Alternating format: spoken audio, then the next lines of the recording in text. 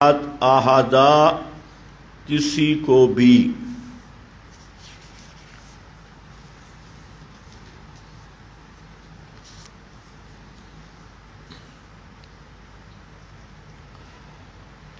افحسب الذین کفروا ان یتخذوا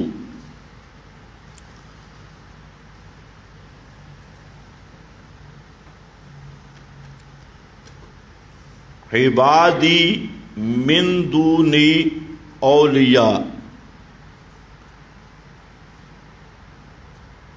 یہ متفرع ہے پہلے شبوں پر۔ پہلا شبہ تھا اصحاب الکہف کے بارے میں، اس پر متفرع ہے بالذات، اور دوسرے شبوں پر بالتبع۔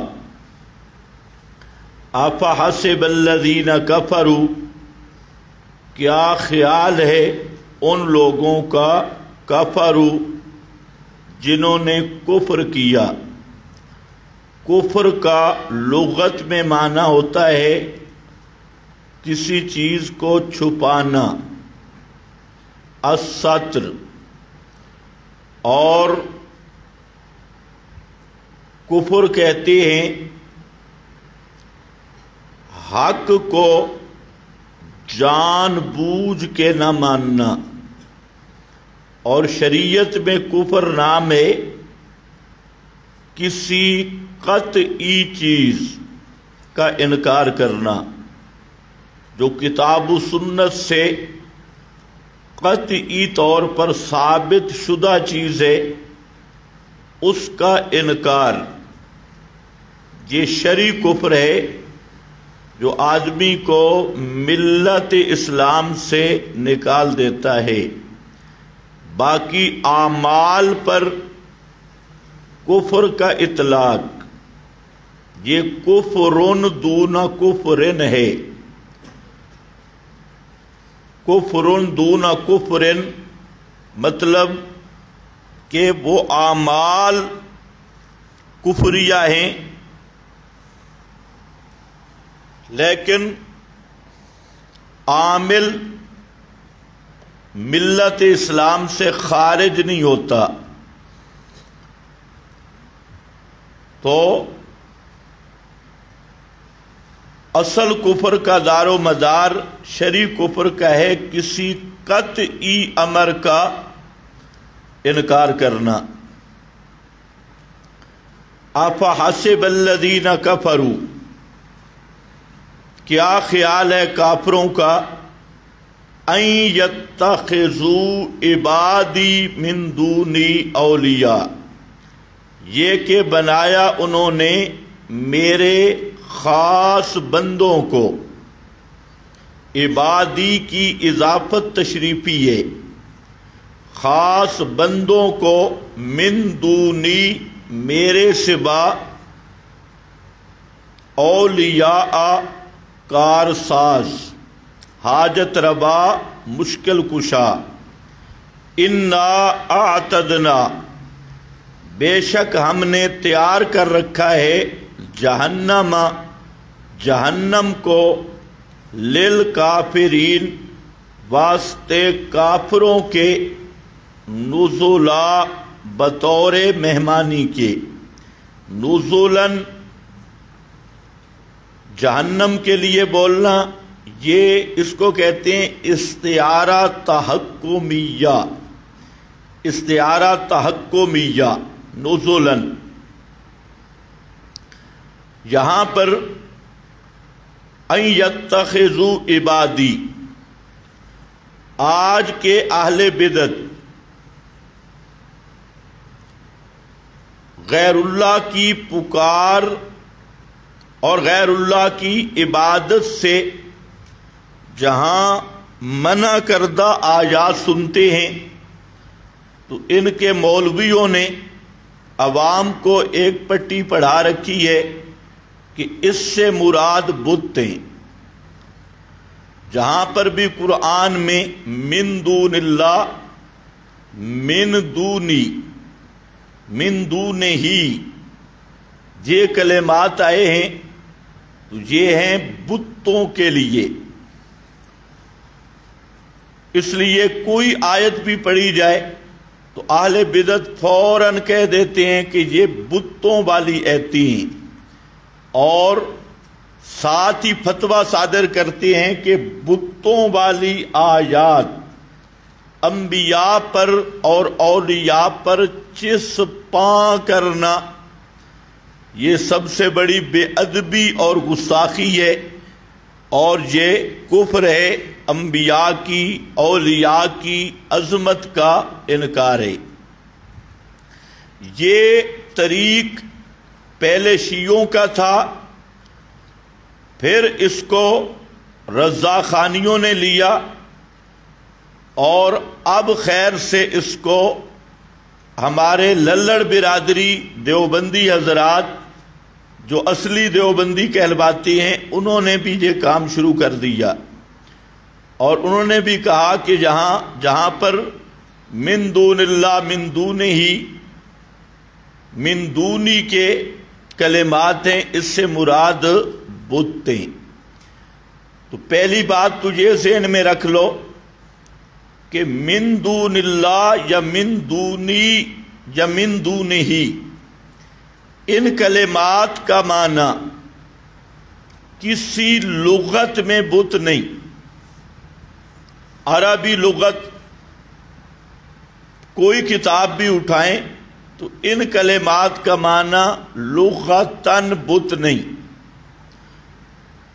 دونا کا معنی سوا، دونا کا معنی غیرہ، دونا کا معنی برے، یہ تو آپ کو ملے گا، لیکن دونا کا معنی عربی لغت میں کہیں پر بھی بت نہیں آیا۔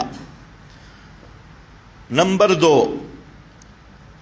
کہ قرآن کریم میں کسی ایک مقام پر بھی یہ تصریح نہیں ہے کہ من دون اللہ من دونہی کا کلمہ بتوں کے ساتھ خاص ہے، کہیں بھی نہیں، حدیث میں بھی نہیں، اور اقوال صحابہ میں بھی نہیں، تابعین میں بھی نہیں۔ تو من دون اللہ اور من دونی کے کلمات کو بتوں کے ساتھ خاص کرنا یہ بدترین تحریف اور خالص کفر ہے، اور کتاب اللہ کا معنی بگاڑنا ہے۔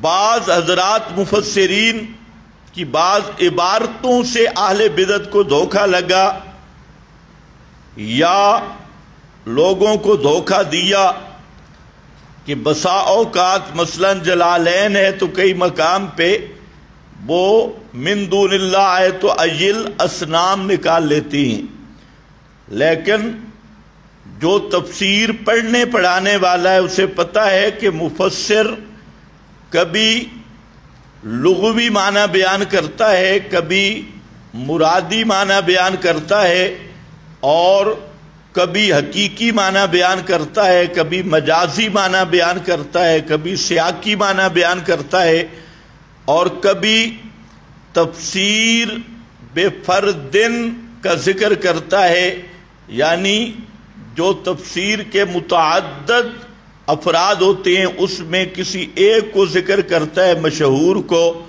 تو اس کا یہ معنی لینا کہ مفسرین نے چونکہ من دون اللہ کہیں آیا وہاں ایل اسنام نکالا، تو اس کا یہ معنی کہ من دون اللہ کا لفظ بتوں کے ساتھ خاص ہے، یہ مفسرین پر بھی بدترین جھوٹ ہے۔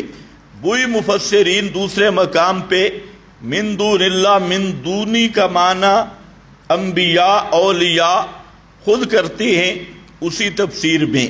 تو یہ ایک دھوکہ دیا جاتا ہے، جی فلانے نے بھی کہا بت ہیں، فلانے نے بھی کہا بت ہیں، تو ثابت تجھے کرنا ہے کہ فلانے نے کہا وہ صرف بت ہیں۔ ایک ہے بت ہیں، اس کا تو انکار نہیں، ایک ہے صرف بت ہیں۔ تو دونوں کا فرق ہے، یعنی بتوں کے ساتھ خاص ہونا اور بات ہے، اور من دون اللہ کے عموم میں بتوں کا داخل ہونا یہ اور بات ہے۔ لیکن ان دونوں کو گڑبڑ کر کے عوام کو یہی دھوکہ دیا جاتا ہے جی اس سے مراد بتیں انبیاء اولیاء نہیں ہیں۔ خیر بہرحال جہاں اس آیت کو دیکھو تو جہاں بت بن ہی نہیں سکتے۔ أَفَحَسِبَ الَّذِينَ كَفَرُوا أَن يَتَّخِذُوا، کیا ہے آگے؟ عبادی یا اسنامی؟ عبادی، تو یہاں تو بات ہی ہے عبادی کی۔ اب اہل بدعت شاید عبد کا معنی بھی بت کریں گے تو پھر تو مزہ ہے، عبادی کا معنی بھی بت۔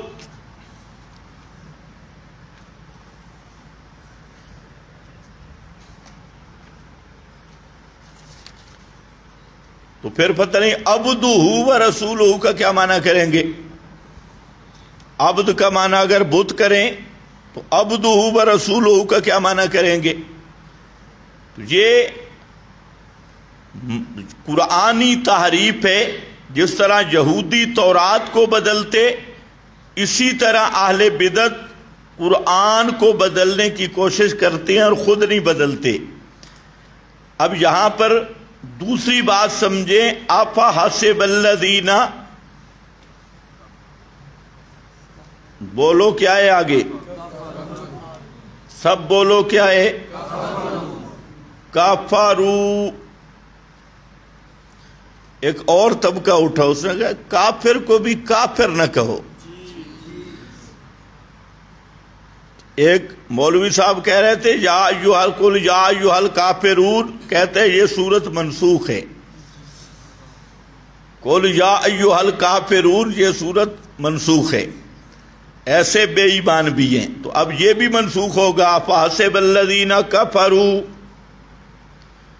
یہ ایک نیا مسئلہ چلا جی، کافر کو بھی کافر نہ کہو، کیوں؟ ہو سکتا ہے کل مسلمان ہو جائے تو اس کو کہو، پھر مسلمان کو بھی مسلمان نہ کہو کیونکہ ہو سکتا ہے کل۔ أَفَحَسِبَ الَّذِينَ كَفَرُوا، بھائی کافر کو کافر سمجھنا اور کہنا ایمان ہے، مسلمان کو کافر نہیں کہنا، مومن کو کافر سمجھنا کفر ہے، اور کافر کہنا بطور گالی کے فسق ہے۔ لیکن کافر کو جب کافر نہیں سمجھیں گے اور کافر نہیں کہیں گے تو پھر تو پورے قرآن کا انکار ہے۔ تو اس لیے تمام علماء امت متفق ہیں کہ جو کافر قطعی ہے، یعنی جس کا کفر واضح ہے، اس کو مسلمان کہنا کفر ہے۔ جیسے ختم نبوت کا مسئلہ ہے کہ اب ایک آدمی ختم نبوت کے منکر کو مسلمان کہتا ہے کہ یہ ختم نبوت کا منکر ہے لیکن مسلمان ہے، تو وہ آدمی خود کافر ہے، کیونکہ ختم نبوت کا منکر قطعی کافر ہے، اور جو قطعی کافر کو مسلمان کہے وہ بھی کیا ہوتا ہے؟ کافر۔ تو کافر کو کافر سمجھنا ایمان ہے، مومن کو کافر نہیں کہہ سکتے۔ اگر مومن کو کافر کہا پھر کام خطرناک ہے، لیکن جو کافر ہے وہ تو کافر ہے، اس کو کافر ہی کہنا ہے۔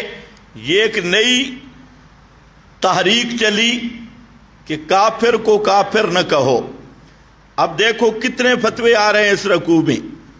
أَفَحَسِبَ الَّذِينَ كَفَرُوا أَن يَتَّخِذُوا عِبَادِي مِن دُونِي أَوْلِيَاءَ، یہ کہ بنایا انہوں نے میرے بندوں کو، عبادی بتوں کو یا بندوں کو؟ عبادی میرے خاص بندوں کو، میرے بندوں کو من دونی میرے سوا اولیاء، یہاں اولیاء بمعنی کارساز، حاجت روا، مشکل کشا۔ اب ذرا دیکھیں مفسرین نے کیا لکھا عبادی پر، ان یتخذوا عبادی، صاحب مظہری لکھتا ہے یعنی الملائکۃ والمسیح وعزیرا، عبادی سے مراد فرشتے اور حضرات انبیاء، مسیح حضرت عیسیٰ اور حضرت عزیر، یہ مراد ہیں عبادی سے، یعنی انبیاء اور مقربین۔ تو انبیاء اور مقربین کو حاجت روا سمجھنے والا کون ہے؟ آپ حسب الذین کفروا، جو حضرت عیسیٰ عزیر کو حاجت روا مشکل کشا سمجھے وہ کافر، اور جو لسوڑی شاہ کو مشکل کشا سمجھے، بری امام کو مشکل کشا سمجھے، شہباز کلندر کو حاجت روا سمجھے، نہیں وہ مسلمان ہوگا۔ افحسب الذین کفروا، انبیاء کو حاجت روا سمجھنے والا کافر، فرشتوں کو مشکل کشا سمجھنے والا کافر، انبیاء اور اولیاء کو کارساز سمجھنے والا کافر، تے کامالی سرکار کو یہ مسلمان ہے، یہ عاشق ہے، یہ مظہری ہے۔ اسی طرح سید محمود آلوسی فرماتے ہیں عبادی من الملائکۃ و عیسیٰ، عبادی سے مراد بت شت نہیں، بلکہ اس سے مراد کیا ہیں؟ من الملائکہ، فرشتے، و عیسیٰ و نحوہم، حضرت عیسیٰ اور ان جیسے انبیاء اور اولیاء، من المقربین، ان جیسے مقربین۔ آگے فرماتے ہیں یہ مقربین کہاں سے نکالا؟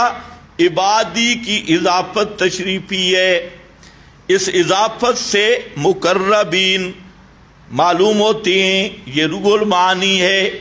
اس کے بعد قاسمی فرماتے ہیں العباد، عباد، یہاں عبادی میں جو عباد ہے یہ من عبد مع اللہ ممن لا یرید ذلک کالملائکۃ و عیسیٰ، یہ وہ مقربین ہیں جن کی پکار کی گئی وہ اس سے راضی نہیں تھے۔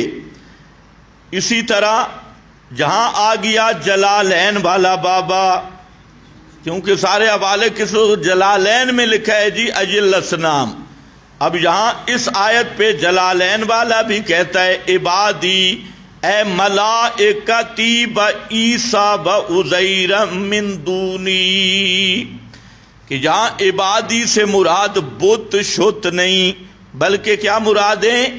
فرشتے، حضرت عیسیٰ، حضرت عزیر، یعنی مقربین، انبیاء، اولیاء۔ یہ اسی طرح سالبی فرماتے ہیں قال جمہور المفسرین، جمہور مفسرین کہتے ہیں یرید کل من عبد من دون اللہ کالملائکہ و عزیر و عیسیٰ، یہ انبیاء اولیاء مرادیں۔ اسی طریقہ سے یہ البحر المدید فرماتی ہیں ان یتخذوا عبادی کالملائکۃ والمسیح وعزیر، عبادی سے مراد بت ہیں یا فرشتے، حضرت عیسیٰ، عزیر، انبیاء اولیاء ہیں۔ یہاں پر روح البیان، یہ روح البیان اہل بدعت کی پسندیدہ تفسیر ہے، اور سب اہل بدعت یہاں پر گھٹنے ٹیک دیتے ہیں جی روح البیان میں آ گیا۔ چلو اب روح البیان کا حوالہ بھی دیکھ لیں، ان یتخذوا عبادی من الملائکۃ بعیسیٰ بعزیر، یہ عبادی سے مراد کون ہے؟ فرشتے عیسیٰ اور عزیر، وہ سب میری حکومت کے نیچے ہیں اور میری ملکوت کے نیچے ہیں۔ روح البیان ہے۔ اسی طرح میرا اس میں بھی یہی ہے، من الملائکۃ بعیسیٰ بعزیر۔ اسی طرح تفسیر خازن فرماتے ہیں یرید عیسیٰ والملائکہ، یہ بل ہم لہم اعداء، حالانکہ وہ مشرکوں کے دشمن گزرے ہیں، ان سے برات کریں گے قیامت کے دن۔ اسی طرح اگلا حوالہ ہے ایسر التفاسیر کا، اس میں بھی یہی چیز ہے کہ کون کل ملائکۃ بعیسیٰ بعزیر معبودات من دونی، یہ حضرت عیسیٰ حضرت عزیر یہی مراد ہیں۔ اسی طرح مدارک میں ابن عطیہ المحرر الوجیز میں فرماتی ہیں یرید کل من عبد من دون اللہ، جہاں کل من عبد من دون اللہ، تمام وہ جن کی اللہ کے سوا عبادت کی گئی، وہ کون ہے؟ کل ملائکہ، جیسے مثلا فرشتے عزیر عیسیٰ، یہی مراد ہیں۔ یہ ابن عطیہ ہے۔ اور اسی طرح تفسیر مدارک عبادی یعنی الملائکہ و عیسیٰ، یہی مراد ہیں۔ تو مقصد یہ تھا، سب مفسرین نے اس مقام پر عبادی من دونی سے مراد انبیاء اور اولیاء لیے اور فرشتے لیے۔ اب ذرا اس معنی کو ذہن میں رکھ کے آیت کا ترجمہ کرو۔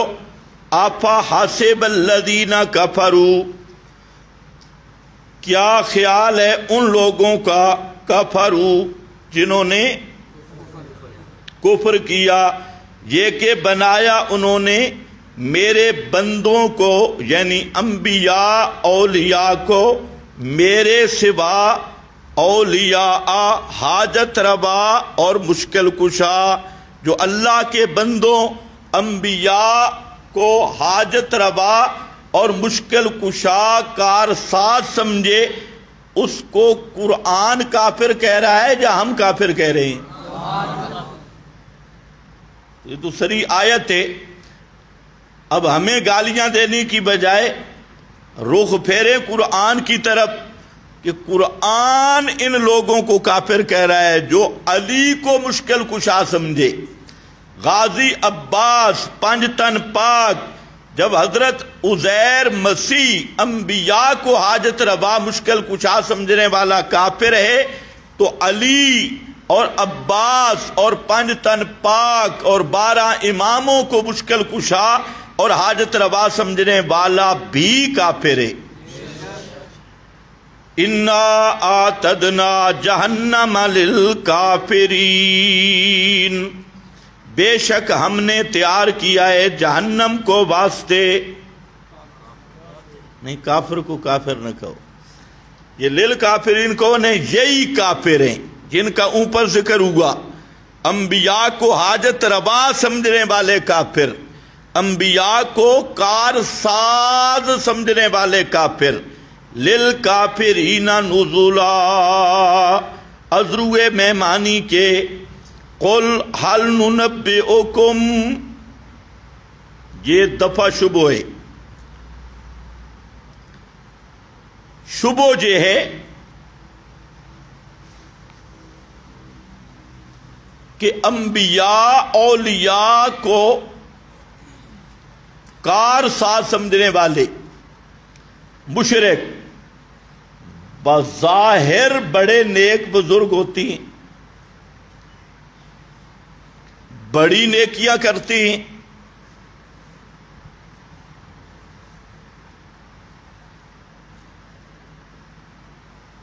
شکلیں بھی بڑی بزرگوں والی، پگڑیاں بھی بزرگوں والی،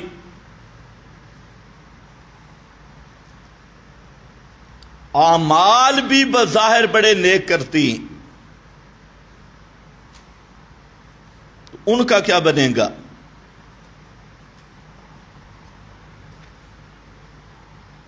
ان پر جو فتویٰ لگا کہ جو انبیاء کو حاجت روا مشکل کشا سمجھے وہ کافر ہے اور جہنمی ہے، اس پر شبہ تھا کہ مشرک بظاہر بڑا نیک ہوتا ہے، اعمال کا بڑا اہتمام کرتا ہے، بڑے بڑے صدقات، خیرات اور اسی طرح بڑے بڑے نیک اعمال وہ کرتا ہے، تو وہ کیا، ان کا کیا بنے گا؟ فرمایا سب برباد ہو جائیں گے۔ قُلْ هَلْ نُنَبِّئُكُمْ بِالْأَخْسَرِينَ أَعْمَالًا، فرما دیجئے کیا بتاؤں تمہیں بالأخسرین، اخسرین اس میں تفضیل ہے، لیکن یہاں تفضیل کے معنی سے خالی ہے، اور مطلب ہے بتاؤں تمہیں ان لوگوں کے بارے میں جن کے اعمال بالکل نقصان میں ہیں، بالاخسرین اعمالا، کیا خبر دوں تم کو ساتھ بالکل نقصان اٹھانے والے اعمال، ازروے اعمال کے، الذین ضل سعیہم، یہ بیان ہے اخسرین کا، وہ لوگ کہ برباد ہو گئیں سعیہم، بھاگ دوڑ ان کی، کوششیں ان کی، محنتیں ان کی، سعیہم فی الحیات الدنیا، دنیا کی زندگی میں، وہم یحسبون، حالانکہ وہ خیال کرتے ہیں، بوجہ جہل کے، انہم یحسنون صنعا، کہ وہ کر رہے ہیں اچھے کام، یحسنون صنعا، اچھے ہیں ازروے کام کرنے کے، اچھے کام کر رہے ہیں، گمان ان کا یہ ہے۔ تو یہ کون ہوتا ہے؟ یہی مشرک جن کا اوپر ذکر ہے، فرمایا کہ وہ تو دنیا میں سعیہم، محنتیں کرتے ہیں اور بھاگ دوڑ کرتے ہیں، کوشش کرتے ہیں نیک اعمال کرنے کی، اور یہ گمان کرتے ہیں کہ وہ نیکی کر رہے ہیں، لِاعْتِقَادِهِمْ أَنَّهُمْ عَلَى الْحَقِّ، اس عقیدے کی بنیاد پر کہ ہم حق پر ہیں، لیکن یہ ساری نیکیاں جو ان کے گمان میں ہیں یہ سب برباد ہوں گی، اور کوئی عمل بھی ان کے کام نہیں آئے گا، یہ معنی ہے۔ اب یہ جو آیت ہے قُلْ هَلْ نُنَبِّئُكُمْ بِالْأَخْسَرِينَ أَعْمَالًا الَّذِينَ ضَلَّ سَعْيُهُمْ فِي الْحَيَاةِ الدُّنْيَا، تو اس کے متعلق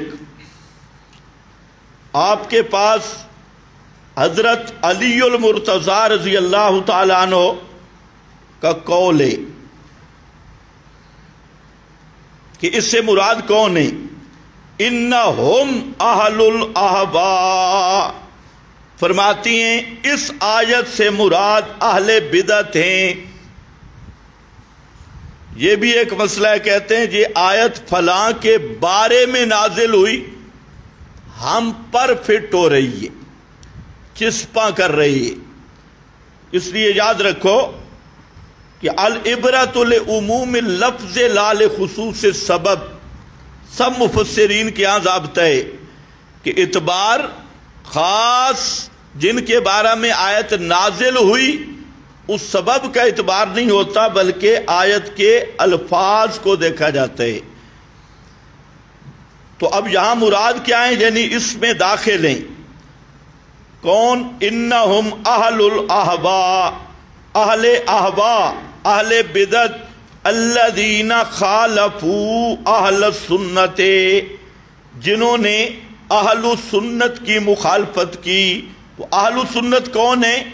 ما انا علیہ و اصحابی، اہل السنت ما انا،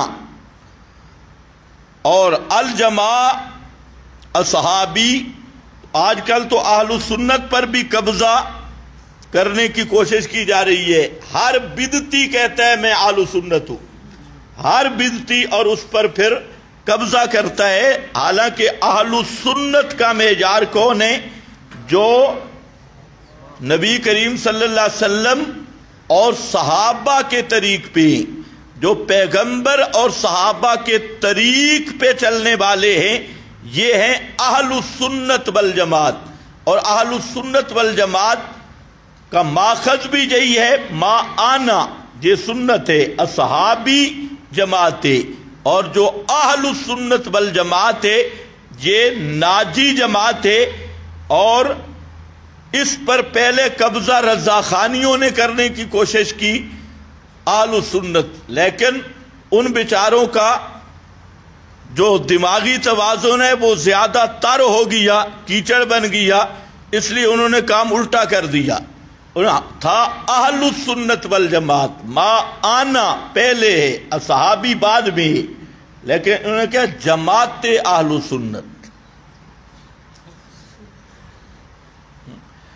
جماعت اہل السنت. اہل السنت والجماعت نہیں، کیا جماعت اہل السنت، یوں بنا لیا، کام الٹا کر دیا.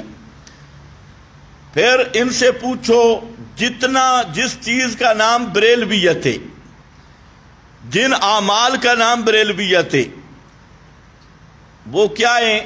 سنت سے سب کہتے ہیں بدعت حسنہ ہیں، خود کہتے ہیں یہ سارے اعمال بدعت حسنہ. تو پھر یہ سونے بدعتی ہوئے یا اہل سنت ہوئے؟ تو انہوں نے تو کہنا چاہیے اہل بدعت الحسنہ، تو اہل سنت کیسے؟ اسی طرح اب للڑ کوشش کر رہے ہیں اہل سنت بننے کی، لیکن اہل سنت وہ ہوگا جس کا عقیدہ پیغمبر کے طریق پہ اور صحابہ کے طریق پہ ہوگا. ما انا علیہ با اصحابی. اور للڑوں میں سینکڑوں بدعاتیں، تو کوئی بدعتی اہل سنت نہیں بن سکتا. اہل سنت کا لفظ ما انا علیہ با اصحابی کا یہ ماخذ یہ ہے ہی اہل بدعت کے مقابلہ میں 72 اہل بدعت ہیں اور ایک اہل سنت ہے، اور وہ وہی ہے ما انا علیہ با اصحابی والا. تو یہ آیت تمام اہل ہوا الذین خالفوا اہل السنہ سب کو شامل ہے. فدخل فیہم الروافض. تو اس آیت میں رافضی بھی شامل ہیں،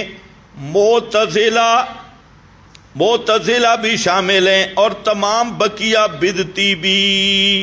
قلت والظاہر ان المراد بہم الکفار.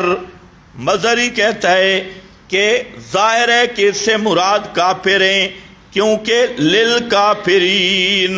تو جو بدعتی اعتقادی جس کی بدعت کفر تک پہنچی ہے وہ بھی اس میں داخل ہے.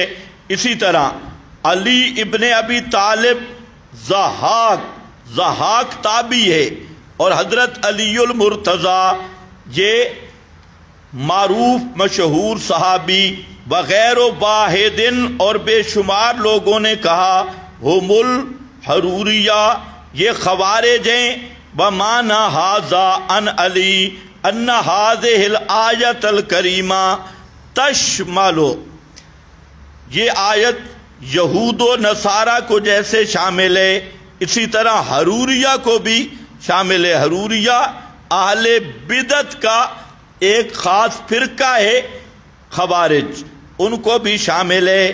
لا انہا نزلت فی ہؤلاء علی الخصوص بلا ہؤلاء. تو یہ اس کا یہ معنی نہیں کہ یہ خصوصی طور پہ خوارج کے بارے میں یا اہل بدعت کے بارے میں نازل ہوئی یا یہود و نصارہ کے بارے میں نازل ہوئی، بل ہے یا اعم من ھذا، بلکہ یہ آیت عام ہے اس سے. فإن هذه الآیۃ مکیۃ، یہ آیت مکی ہے. قبل خطاب الجہود والنصارہ، یہود و نصارہ سے خطاب سے پہلے وقبل وجود الخوارج بالکلیہ، اور خوارج کے وجود سے بھی پہلے، انما ہی عامۃ فی کل من عبد اللہ علی غیر طریقۃ مرضیہ، یہ آیت عام ہے اور شامل ہے ہر اس آدمی کو جس نے اللہ کی عبادت کی علی غیر طریقۃ مرضیہ، غیر پسندیدہ طریقہ پر، یحسب انہ مصیب فیہا، گمان کرتا ہے کہ وہ اس میں درست ہے، وَأَنَّ عَمَلَهُ مَقْبُولٌ، اس کا عمل مقبول ہے، وَهُوَ مُخْطِئٌ، حالانکہ وہ مخطی ہے، حالانکہ وہ کیا ہے؟ مخطی۔ ہاں، 2 سال والا مفتی، ہوبا مخطئن وعملہ مردود، اور عمل اس کا مردود ہے۔ حاصل یہ نکلا کہ حضرت علی رضی اللہ تعالیٰ عنہ اور حضرت ضحاک وغیرہ بعض تابعین نے کہا کہ یہ آیت اہل بدعت کو شامل ہے۔ حافظ ابن کثیر اس پر محاکمہ کر رہے ہیں کہ اس کا یہ مطلب نہیں ہے کہ یہ آیت بدعتیوں کے بارے میں نازل ہوئی، بلکہ اس کا مطلب یہ ہے کہ یہ آیت عام ہے اور بدعتیوں کو بھی شامل ہے، جو بعد میں پیدا ہوئے جا قیامت تک پیدا ہوں گے، جتنے بدعتی، ہر وہ آدمی جو اللہ تعالی کی عبادت سنت سے ہٹ کے کرتا ہے، تو ہر اس آدمی کو یہ آیت شامل ہے، یعنی تمام اہل بدعت کو یہ آیت شامل ہے۔ یہ اس لیے میں نے کہہ دیا کہ بعض ایسے لوگ بھی ہیں جو کہتے ہیں کہ قرآن کو بند کرنا چاہیے مکہ والوں کے ساتھ، جو بات بھی ہو جی مکہ والے، جو بات بھی ہو مکہ والے، وہ بیچارے مر گئے تب بھی مکہ والے، تو یہ قرآن کو کہانی بناتی ہیں۔ حضرت شاہ ولی اللہ بلکہ سب مفسرین نے اس بات کی تصریح کی کہ یہ قرآن قیامت تک کے لیے ایک زندہ جاوید معجزہ ہے اور تازہ کتاب ہے، اور قرآن کو زمانہ حال کے مطابق پیش کرنا ضروری ہے۔ اگر زمان نزول کے ساتھ قرآن کو خاص کیا جائے گا تو بعد والوں کے لیے یہ ہدایت کیسے بنے گی؟ اس لیے الذین ضل سعیہم فی الحیات الدنیا، وہ لوگ کہ برباد ہو گئی کوششیں ان کی دنیا کی زندگی میں، وَهُمْ يَحْسَبُونَ، حالانکہ وہ خیال کرتے رہے کہ بے شک وہ یحسنون صنعا، بدعت حسنہ کر رہے ہیں، یحسنون صنعا، سب چیزوں کو وہ بدعت حسنہ قرار دیتے رہے، اور ہر کفر شرک بدعت پر عشق کا لیبل لگاتے رہے، یہ ساری محنتیں برباد ہوں گی۔ اولئک الذین کفروا بآیات ربہم، یہ خسارہ اور حبط اعمال کی بجائے اولئک الذین، یہی لوگ ہیں جنہوں نے انکار کیا اپنے رب کی آیات کا۔ معلوم ہوتا ہے کفر بالآیات یہ بھی کفر کا بڑا شعبہ ہے اور حبط اعمال کا سبب ہے، بلقائہ، اور اس کی ملاقات کا یعنی قیامت کا، فحبطت اعمالہم، پس برباد ہو گئے نیک اعمال ان کے، اعمالہم، ان کے جو نیک اعمال تھے، اعمال کی اضافت عہدی ہے اور مراد اس سے نیک اعمال ہیں یا جن کو وہ نیک سمجھتے تھے، فلا نقیم لہم یوم القیامت وزنا، پس نہیں قائم کریں گے ہم قیامت کے دن وزنا، وزن۔ تو ہر کافر کا عمل وہ برباد ہو جاتا ہے۔ عمل برباد ہونے کا مطلب کیا ہے؟ کہ اس عمل کا کوئی ثواب مرتب نہیں ہوگا، اس کا کوئی ثواب مرتب نہیں ہوگا، اس کا نتیجہ مرتب نہیں ہوگا، یعنی ثواب نہیں ملے گا۔ فَحَبِطَتْ أَعْمَالُهُمْ فَلَا نُقِيمُ لَهُمْ يَوْمَ الْقِيَامَةِ وَزْنًا، اس سے وزن بھی ثابت ہوا۔ ہاں بھئی، لیکن مشرک کے چونکہ نیکیاں برباد ہیں اس لیے وہاں پر وزن نہیں ہوگا مشرک کا، اور مشرک بلا حساب کتاب ڈائریکٹ جہنم جائے گا، سیدھا جہنم جائے گا۔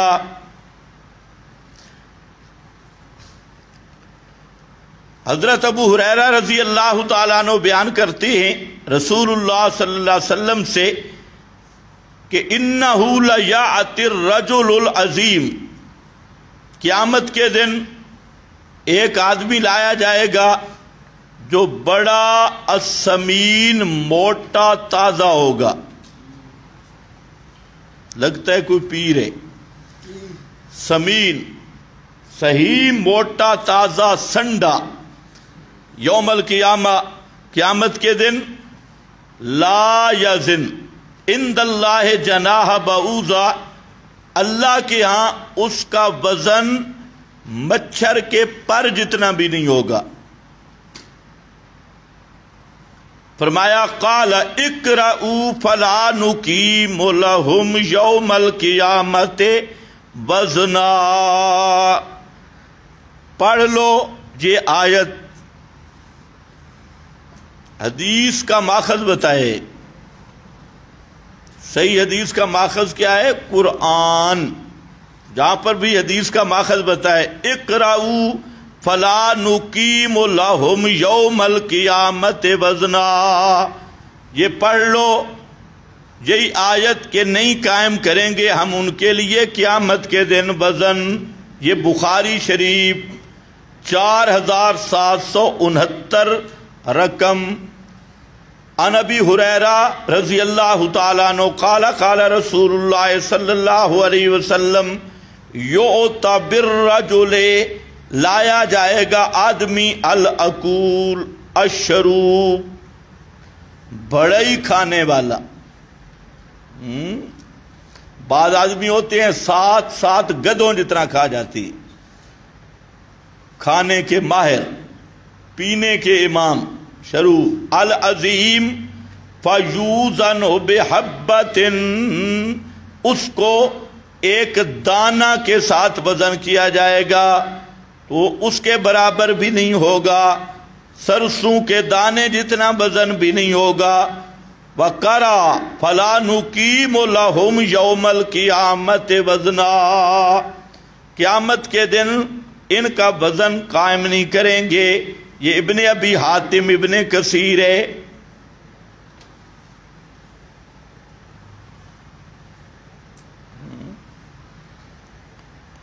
ہاں بھئی، تو مشرک کے نیک اعمال برباد ہوں گے، کوئی نیکی نہیں رہے گی جو بظاہر نیکی ہے، اور کسی عمل پر ثواب نہیں ملے گا۔ تو جب ثواب ہی نہیں تو فلا نقیم لہم یوم القیامہ، تو قیامت کے دن وزن ہی قائم نہیں ہوگا۔ وزن تو تب قائم ہو کہ دونوں پلڑوں میں کوئی چیز ہو۔ ذالک جزاؤہم، ذالک جو اوپر مذکور ہوئی، ذالک المذکور، جزاؤہم جزا ہے ان کی، یہ مبدل منہ ہے، جزاؤہم یعنی جہنم، جہنم یعنی جہنم، یہی ہے جزا ان کی یعنی جہنم۔ بما کفروا، بسبب ان کے کفر کرنے کے، واتخذوا آیاتی ورسلی ہزوا، پہلا سبب بما کفروا واتخذوا آیاتی، یہ کفر کا شعبہ ہے۔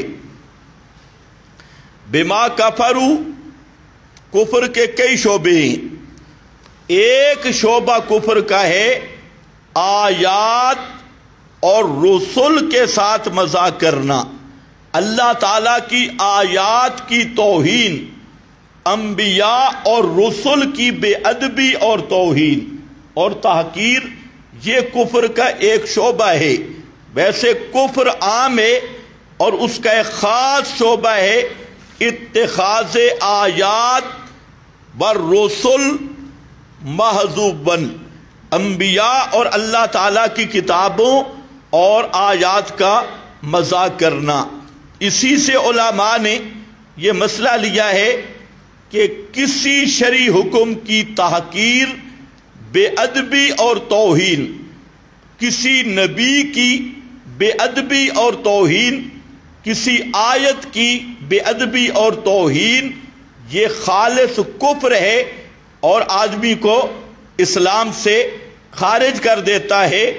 تو ذالک جزاؤہم جہنم بما کفروا، بسبب ان کے کفر کرنے کے اور بنانے کے، بنایا انہوں نے میری آیات اور میرے رسولوں کو ہزواً، مذاق کیا ہوا۔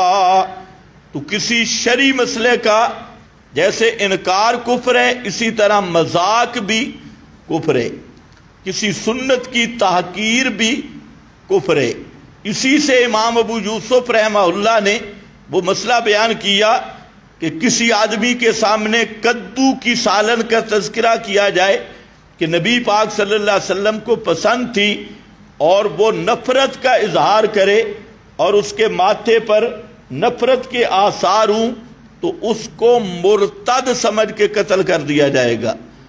اب ایک آدمی ساری زندگی کدو کی سالن نہ کھائے، اس پر کوئی مسئلہ نہیں، لیکن جب پیغمبر کی پسند کا مسئلہ آیا تو اب اس نے اس کے اس رویے سے پیغمبر کی پسند کی تحقیر ہوئی اور استہزاء ہوا، اور یہ کفر ہے۔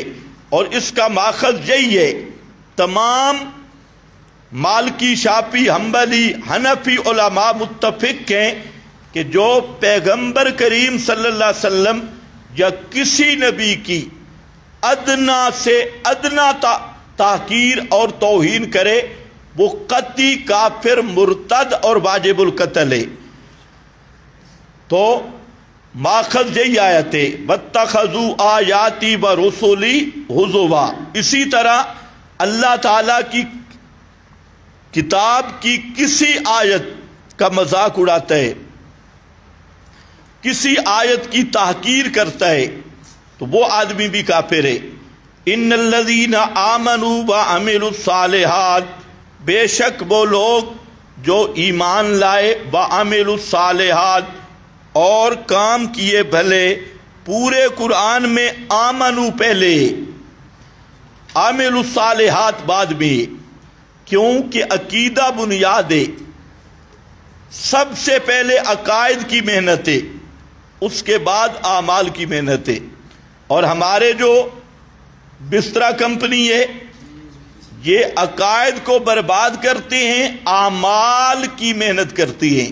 تو یہ پیغمبری ترتیب نہیں، انبیاء کی ترتیب ہے۔ سب سے پہلے عقیدہ کی محنت۔ نبی کریم صلی اللہ علیہ وسلم نے مکہ مکرمہ 13 سال عقائد پر محنت کی ہے اور مسئلہ لا الہ الا اللہ کو بیان کیا، مسئلہ توحید کو، اور باقی اعمال یہ مدنی دور میں شروع ہوتی ہیں۔ جب جہاد کا حکم آئے تو ہمارے یہ دوست بزرگ کہتے ہیں کہ ہم مکی دور میں سے گزر رہے ہیں،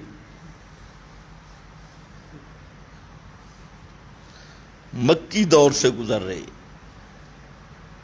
تو ان سے پوچھو بھئی مکہ میں تو اس طرح 5 نمازیں بھی نہیں تھی، روزے بھی نہیں تھے، حج مسواک، مکہ میں تو درود والی آیت بھی نازل نہیں ہوئی تھی۔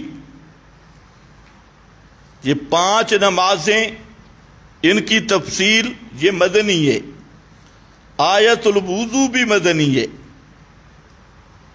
تو پھر تو اس سنجے کا اس بات بھی مسئلہ ہوگا۔ اور جہاں تو سارا زور ہی کنٹین اور لیٹرین پر ہے، دو مقام بھاری ہیں، کنٹین اور لیٹرین۔ تو اس لیے یہ بات ذہن میں رکھو، سب سے پہلی محنت ہے عقائد کی۔ اگر عقیدہ صحیح نہیں تو ہر عمل برباد ہے، اور عقیدہ کی صحت بزرگوں کی کتابوں سے نہیں ملے گی، ہر فرقے کے بزرگ ہیں۔ عقیدہ کی اصلاح ہوگی اللہ کی کتاب سے، قرآن سے۔ ان الذین آمنوا، بے شک وہ لوگ جو ایمان لائے یعنی قوت اعتقادیہ کو درست کیا، وعملوا الصالحات۔ اب عقیدہ کے بعد عمل صالح ہے۔ عامل الصالحات، عمل صالح میں نے بتایا وہ کون سا عمل ہے؟ صحت عقیدہ سے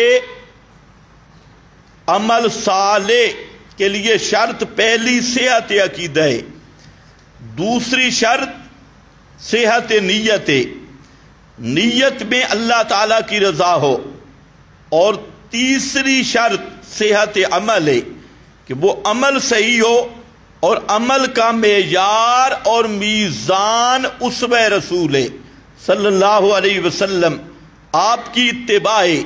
تو تین شرطیں ہوں تو وہ عمل قبولیت کے قابل ہے، صالح ہے، اسے عمل صالح عمل حسن کہتے ہیں۔ پہلی شرط ہے کہ عقیدہ صحیح ہو، دوسری شرط ہے نیت صحیح ہو، اور تیسری شرط ہے کہ سنت کی اتباع ہو۔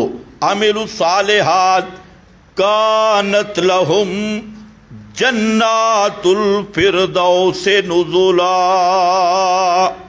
یہ ثمرہ ہے، ہوں گے واسطے ان کے باغات الفردوس، ٹھنڈی ٹھنڈی چھاؤں والے، نزلا از روئے مہمانی کے،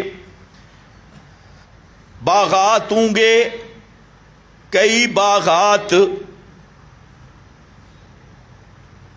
حضرت ابو ہریرہ رضی اللہ تعالی عنہ کی جہاں حدیث ہے، فرماتے ہیں رسول اللہ صلی اللہ علیہ وسلم سے، من آمن باللہ ورسولہ، جو اللہ پر ایمان لایا اور اس کے رسول پہ ایمان لایا، وَأَقَامَ الصَّلَاةَ، اور نماز قائم کی، وَصَامَ رمضان، اور رمضان کے روزے رکھے۔ دیکھو حدیث بالکل اس آیت کے مطابق ہے، آمنا باللہ، عملوا الصالحات، اقام الصلاۃ۔ عمل صالح میں اول نمبر نماز ہے۔ لوگ نماز کو اہمیت نہیں دیتے اور پیر کے حلقہ ذکر کو اہمیت بڑی دیتی ہیں، حالانکہ عام امور مصلحہ میں سے انسان کی اصلاح کے لیے اصل چیز نماز ہے۔ نماز کی محافظت، صحیح نماز پڑھنا، یہ اصلاح کے لیے سب سے بڑا اکثیر عمل ہے۔ اس لیے ذکر کیا اقام الصلاۃ وصام رمضان کان حقا علی اللہ، تو اللہ کے ذمہ ہے ان یدخلہ الجنہ، یہ کہ اللہ اس کو جنت میں داخل کر دے۔ ہاجر فی سبیل اللہ او جلس فی ارضہ التی ولد فیہا، اللہ کے راستے میں نکلے یا بیٹھا رہے۔ قالوا یا رسول اللہ، صحابہ نے پوچھا اللہ کے رسول صلی اللہ علیہ وسلم ہمیں خبر دو ان لوگوں کے بارے میں۔ قال ان فی الجنت 100 درجہ، جنت میں 100 درجے ہیں۔ اعدہ اللہ للمجاہدین فی سبیلہ، جنت میں 100 درجے کیا ہے؟ بلڈنگیں، اوپر نیچے، اور یہ اللہ نے تیار کیے ہیں کس کے لیے؟ للمجاہدین فی سبیلہ، اللہ کی راہ کے مجاہد۔ اور کتاب و سنت کی اصطلاح میں مجاہد فی سبیل اللہ واضح ہے جو اللہ کی توحید کی بلندی کے لیے قتال کرنے والا ہے، دعوت و قتال کرنے والا، للمجاہدین فی سبیلہ، اور ہر بلڈنگ کے درمیان اتنا فاصلہ ہے جیسے آسمان اور زمین کا فاصلہ ہے۔ فَإِذَا سَأَلْتُمُ اللَّهَ، جب بھی تم اللہ سے مانگو، فَصَلُوهُ الْفِرْدَوْسِ، تو اللہ سے فردوس مانگو۔ کیوں؟ فَإِنَّهُ أَوْسَطُ الْجَنَّةِ، اس لیے کہ یہ سب سے افضل جنت ہے، وَأَعْلَى الْجَنَّةِ وَفَوْقَهُ عَرْشُ الرَّحْمَنِ، یہ ساری جنت سے اعلیٰ مقام ہے اور اس کے اوپر رحمان کا عرش ہے۔ وَمِنْهُ تُفَجِّرُ أَنْهَارُ الْجَنَّةِ، اور اسی سے جنت کی نہریں نکلتی ہیں۔ سمجھ گئے کہ نہیں؟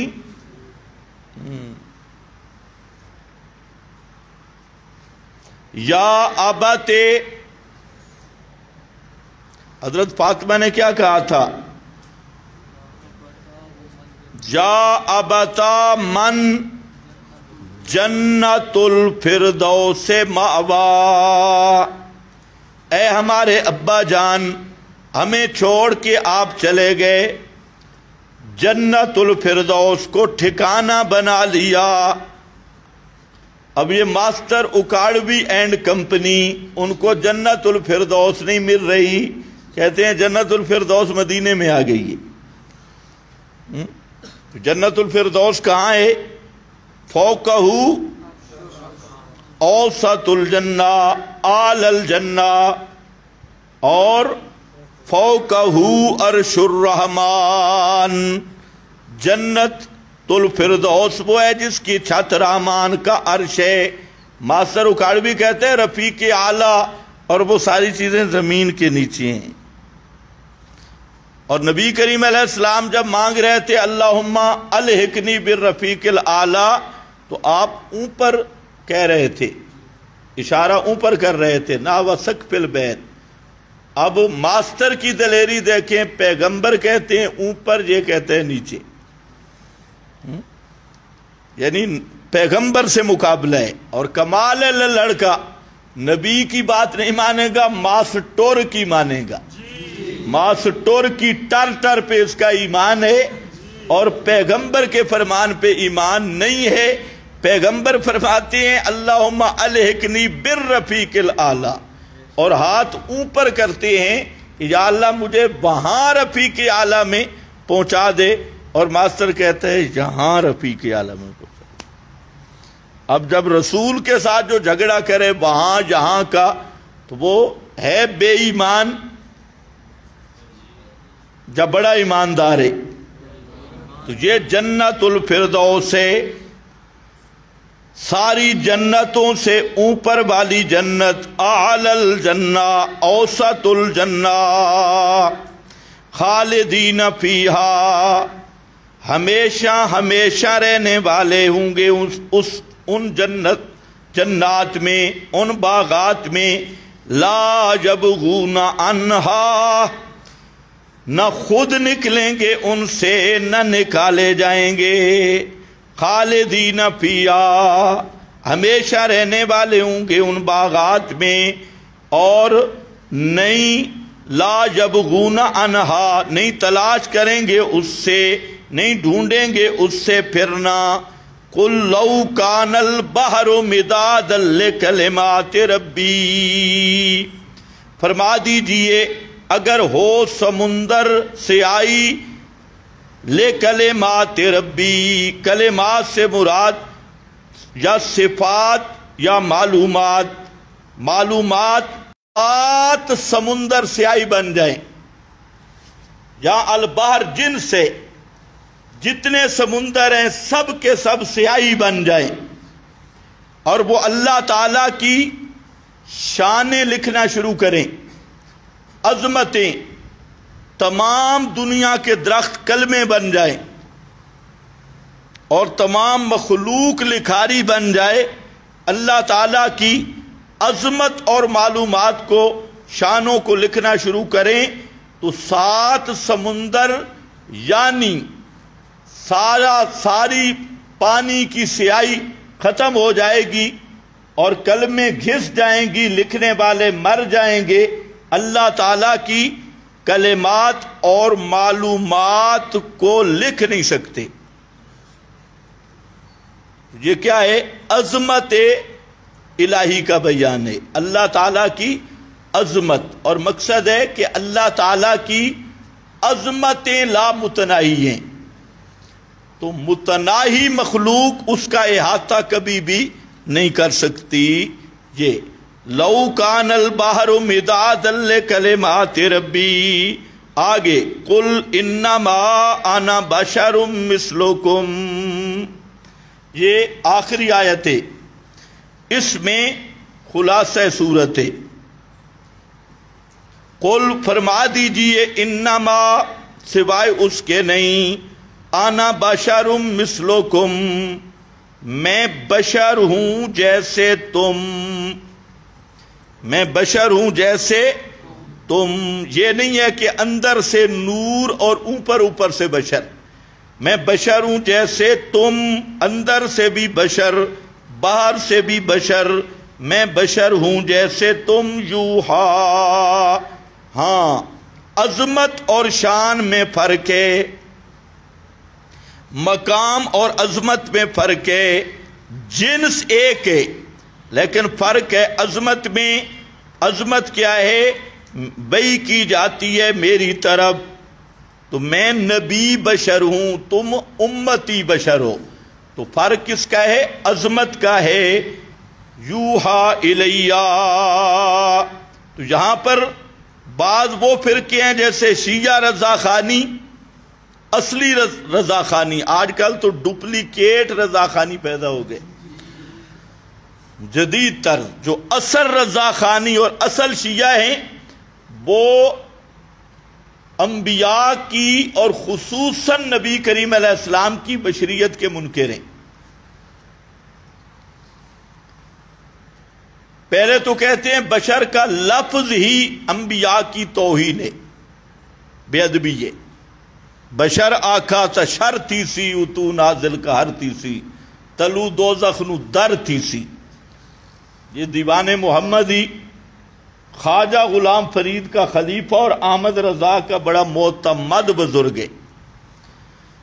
نعیم الدین مراد آبادی نے لکھا کہ نبی کو بشر کہنا کفر ہے۔ عمر اچھروی نے مقیاس نور ساری اسی پہ لکھی۔ اب جیسے کل میں نے ذکر کیا تھا، جدید بریلویوں نے عنوان انداز بدل کر کسی نہ کسی درجہ میں بشریت کا اقرار کرنا شروع کر دیا، اور انداز یہ رکھا کہ کون کہتا ہے ہم بشر نہیں مانتے، کون کہتے تمہارے باپ کہتے ہیں نہیں مانتے، کون کہتے، تو انداز بدل دیا تاکہ بھرم بھی باقی رہے اور کفر سے بھی واپس آ سکے۔ تو بہرحال انما انا بشرن، یہ رد ہے ان تمام فرقوں کا جو پیغمبر کے لیے بشر کا لفظ بے ادبی سمجھتے ہیں، یا پیغمبر صلی اللہ علیہ وسلم کے لیے حقیقت بشری کے منکر ہیں، اور کہتے ہیں لباس بشری ہے، اوپر سے بشر تے بچو نور، اندر سے نور، لباس بشری۔ تو ایسا عقیدہ رکھنے والا قطعی بے ایمان ہے اور اس آیت کا منکر ہے، انما انا بشر مثلکم۔ دوسرا بریلویوں نے عوام میں بڑا مشہور کیا، دیوبندی کہتے ہیں کہ نبی ہمارے جیسا ہے، ہم نبی جیسے، ہم ایک چیز ہیں۔ ان سے پوچھو کس چیز میں؟ آگے پھر خود تفریح بٹھاتی ہیں۔ جتنے بے ایمان ہیں نا، ان کی عادتیں سب کی ملتی جلتی ہیں۔ اور جی ہمارے بھی 2 ہاتھ، نبی کے بھی 2 ہاتھ، ہمارے بھی 2 آنکھیں، نبی کی بھی دو آنکھیں ہمارے بھی، یہ ان کی اپنی تفریح ہے۔ بات یہ ہے کہ پیغمبر انسانیت میں، اولاد آدم ہونے میں، بشریت میں اولاد آدم کی ہم جنس ہیں، اور کھرے پکے سچے اندر باہر بشر ہیں۔ اور جو آدمی آپ کی اس بشریت حقیقی کا منکر ہے وہ قطعی مرتد اور زندیق ہے۔ مسئلہ صرف یہ ہے، باقی رہ گیا پیغمبر کریم کے خصائص، پیغمبر کریم کی عظمتیں اور شانیں، وہ ایک جملہ میں آ گئیں، یوحا الیہ، یوحا الیہ۔ تو یہ عظمتوں کا بیان ہے۔ تو آپ صلی اللہ علیہ وسلم انسان ہیں، اس میں کوئی شک نہیں، بشر ہیں، اس میں کوئی شک نہیں، لیکن آپ کی بشریت اور انسانیت فرشتوں سے بھی افضل ہے، شان اور مقام میں نوریوں سے بھی افضل ہے، اور آپ افضل الخلق علی الاطلاق، پوری مخلوق سے افضل و اعلیٰ عرفہ آپ کا مقام ہے۔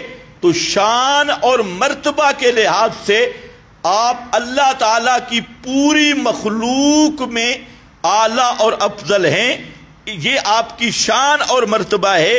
لیکن جہاں تک جنس اور حقیقت کی بات ہے تو آپ حقیقی بشر ہیں، حقیقی انسان ہیں، اور جو آپ کی حقیقت انسانیت، حقیقت بشریت کا منکر ہے، چاہے جتنی بڑی پگڑی پیٹ والا ہو، تو وہ قطعی کافر، بے دین اور شریعت اسلام کی روح سے، ملت اسلام سے خارج شیطان ہے۔ اس لیے آپ کی حقیقت بشری پر ایمان لانا بھی ضروری ہے، اور آپ کی عظمت شان اور مقام پر بھی ایمان لانا ضروری ہے۔ تو جہاں قرآن پاک کا یہ انداز ہے، انما انا بشر مثلکم میں ذات کا بیان ہے، یوحا میں آپ کی شان اور آپ کی عظمت کا بیان ہے۔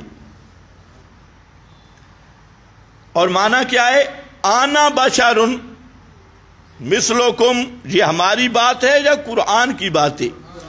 قل، اعلان فرماؤ، سوائے اس کے نہیں کہ میں بشر ہوں، مثلکم، جیسے تم، یا یہ معنی نہیں تم جیسا، جیسے تم بشر ہو، اندر سے بھی بشر، باہر سے بھی، میں بھی اندر سے بھی بشر، باہر سے بھی، یوحا الیہ، وحی کی جاتی ہے میری طرف۔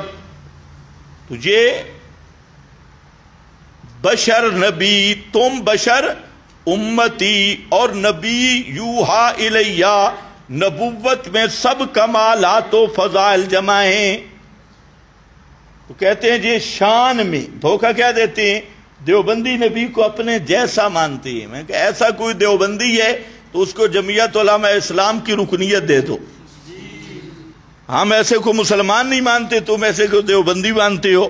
ہم تو کہتے ہیں ساری دنیا کے اولیاء اتقیاء جمع ہوں، کسی ایک صحابی کی شان کو نہیں پہنچتے، اور سب صحابہ جمع ہوں حضرت ابو بکر صدیق کی شان کو نہیں پہنچتے، اور حضرت ابو بکر صدیق جیسے اربوں خربوں جمع ہوں کسی ایک پیغمبر کی شان کو نہیں پہنچتے، اور سب انبیاء کی شان عظمتیں ایک طرف، وہ امام الانبیاء حضرت محمد الرسول اللہ صلی اللہ علیہ وسلم کی شان و عظمت کو نہیں پہنچتے۔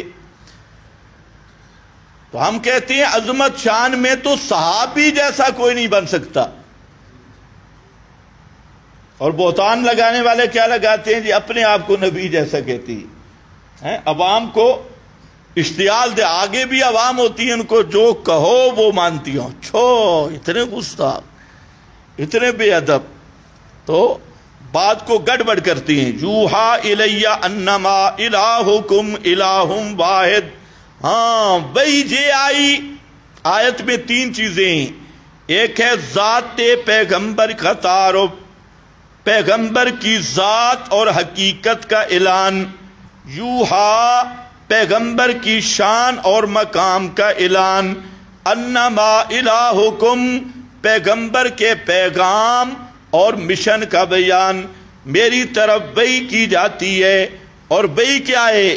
انما الہکم الہ واحد، وحی یہ ہے کہ لوگو الہ تمہارا الہ ایک ہے، پکاریں سننے والا ایک ہے، حاجت روا مشکل کشا ایک ہے، فمن کان یرجو لقاء ربہ، پس جو شخص امید کرتا ہو اپنے رب کی ملاقات کا، فلیعمل عملا صالحا، پس چاہیے کہ عمل کرے عمل صالح۔ صرف عمل کثیر مقصود نہیں ہے کہ ساری رات چلے کاٹتے رہو۔ ایک ٹانگ پہ بابا کھڑا رہا 40 دن، یہ بابا تھا جب بگلا تھا، ایک ٹانگ پہ 40 دن کھڑا رہا۔ یہ کون سی عبادت ہے؟ فلانا بابا سر نیچے ٹانگے اوپر، فلانا بابا جو تھا 18 سال پانی میں چلا کشی کی، یہ بابا تھا جب مگر مچھ تھا۔ یہ کون سا کمال ہے؟ پانی میں۔ اور اصل کمال ہے پیغمبر کی اتباع، اس لیے بار بار قرآن کہہ رہا ہے عمل صالح، پانیوں میں رہنا کمال نہیں، ایک ٹانگ پہ عبادت کرنا کمال نہیں، اور سر نیچے ٹانگے اوپر کر کے کھڑا ہونا کمال نہیں، کمال ہے اتباع السنہ، پیغمبر کی سنت کی اتباع کرنا۔ تو عمل صالح، عقیدہ کی صحت، نیت کی صحت کے بعد اتباع السنہ کا یہ کمال ہے۔ یہ لوگوں نے جو کمال بنائے، فلانا بابا جو تھا نا وہ شیر کی پیٹھ پہ رہتا تھا، سوتا بھی وہاں تھا، بڑا کمال ہے۔ چچڑ ساری زندگی شیر کی پیٹھ پہ رہتی ہے، بڑا کمال ہے بابے کا۔ تو اصل بات یہ ہے، ہاں بھئی، اس لیے فَلْيَعْمَلْ عَمَلًا صَالِحًا وَلَا يُشْرِكْ، لیکن شرط یہ ہے کہ نہ شریک کرے بے عبادت ربہ احدا، اپنے رب کی عبادت کے ساتھ کسی کو